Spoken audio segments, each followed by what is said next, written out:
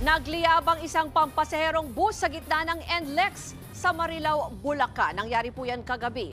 Ang lagay ng mga pasahero, alamin sa Express Report ni Hannibal Talete.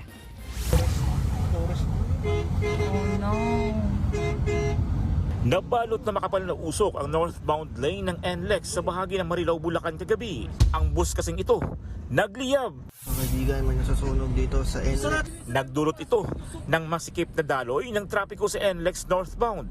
Base sa inisyal na investigasyon, bigla raw sumabog ang gulong ng bus sa nagliyab. 30% lang po yung nasunog na sa baser kasi halos sa likod lang po sa may engine bay. Nakatabi pa naman ito nang sumiklab ang sunog. Karamihan daw sa sakay ng bus ay mga estudyante at kanilang mga magulang.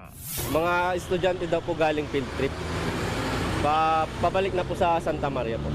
Pasado alas 9:30 na kagabi nang maapula ang nasusunog na bus. Ligtas naman ang nasa 45 pasahero. Patuloy pa rin iniimbestigahan ang sanhi ng sunog. Nagbabalita mula sa frontline. Hannibal Talete, News 5. Mga kapatid, Ruth Cabalco, para sa mabilis na pasada ng mga balitang dapat niyong malaman, mag-follow at mag-subscribe sa social media pages ng News 5.